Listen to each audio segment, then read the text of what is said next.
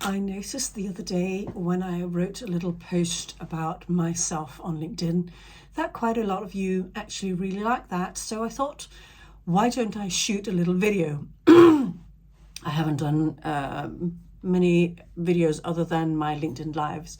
So here we go. As you will have noticed, English is my fourth language. I speak 6 total.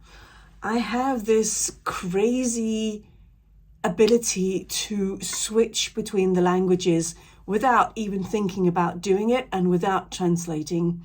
And that's only with the 4 of the languages, the ones that I'm actually fluent in. So let me give you a little example. I'm going to give a few details in English first, then I will switch to the other languages seamlessly. My name is Celeste. I am a trademark specialist and a language nerd. Hej, mit navn er Celeste. Jeg er varemærkespecialist og sprognørd.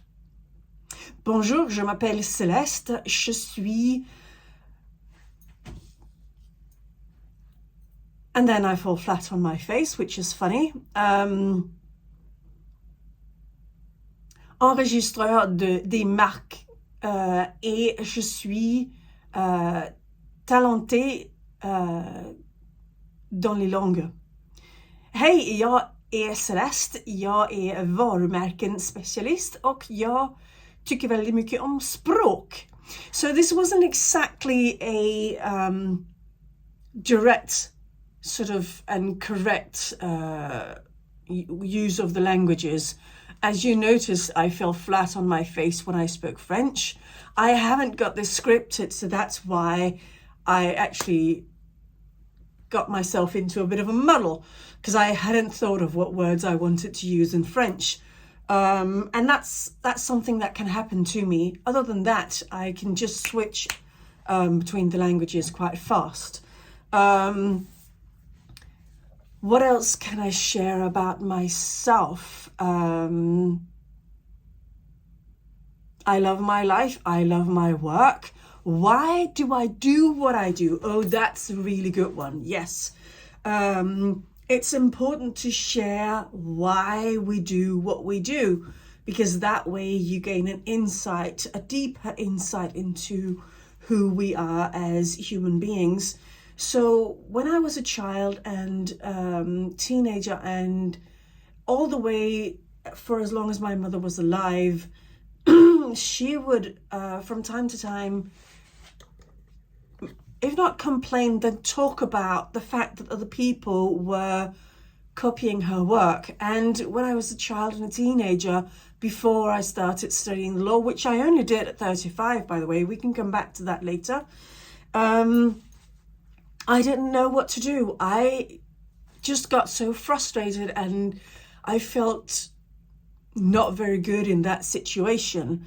There are things that have happened to me in my life that have made me appreciate protecting other people, because I myself felt a little unsafe at that time. I no longer feel that way, so all of that has been laid to rest.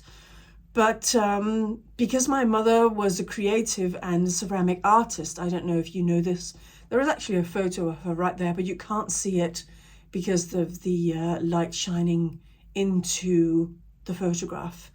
But she was a ceramic artist. I can't even use my phone to use any photo to show you any. Oh, I can use my work phone actually. I've got my work phone. I forgot that for a minute.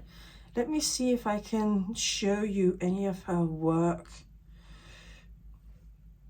just for fun.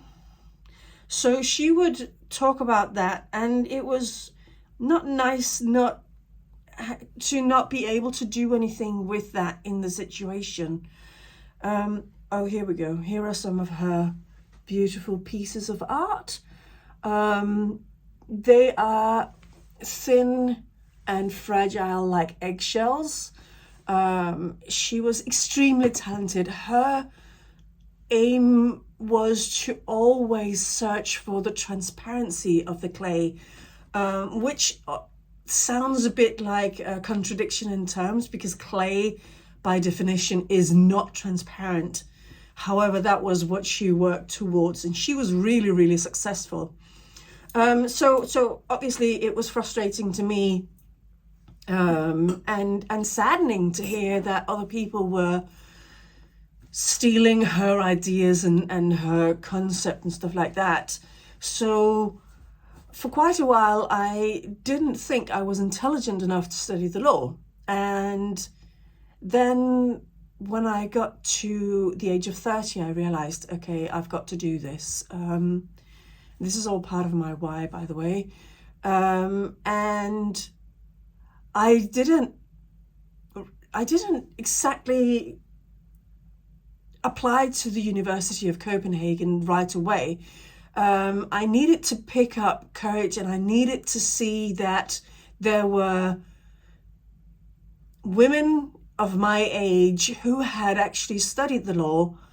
So that's what I did. I looked at people around me, women who had studied the law that I did not consider to be more intelligent than me. And that helped me realize that actually I am intelligent enough and I can do exactly what I want. So I still needed to pick up the courage to actually apply, because I still didn't think that I was going to be successful in that. And I got help with the application.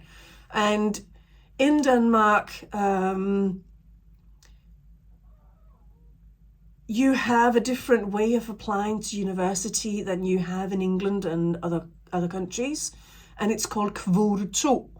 And in that, they look at what you've done up until then with your life. And there are certain things that count in your favor that you can do. You can go on a højskoleophold, which is a Danish expression. I don't know what you would call a højskole in English, but it's something that counts in your favor when you've done that. You can have work experience, and you can have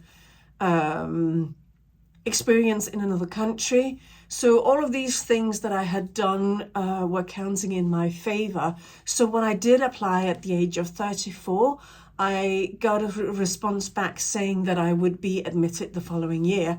So I was completely over the moon. I had not told anyone that I had even applied to go to university, because I was convinced that they would tell me that I was completely barking mad. Nobody said that, by the way. So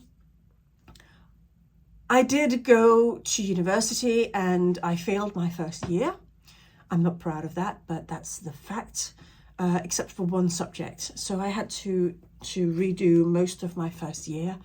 And since then, I got better and better. I hadn't done any proper writing at that time, so I wasn't really prepared when it came to my bachelor's degree. The assignment that I needed to hand in was not very good. I did pass. And when it came to my master's thesis, that wasn't good enough in my honest opinion either. But it got accepted, and I got a fairly good grade in it. And I specialized in intellectual property.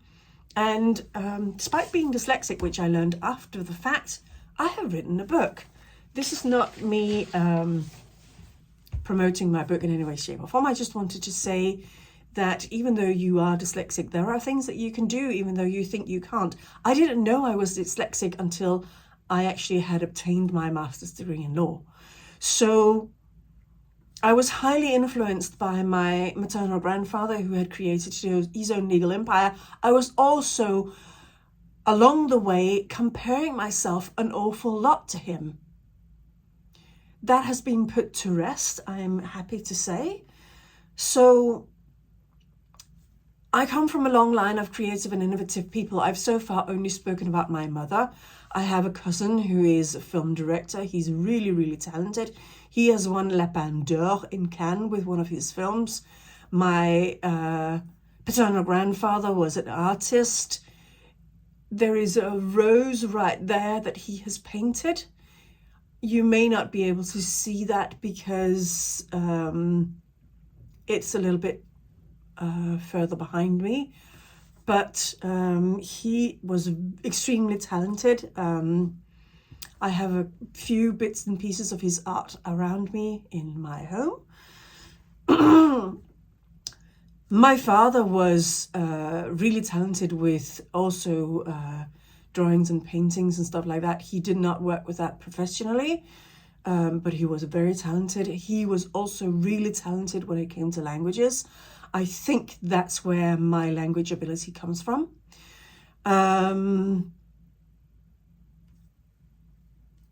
My maternal grandmother, she,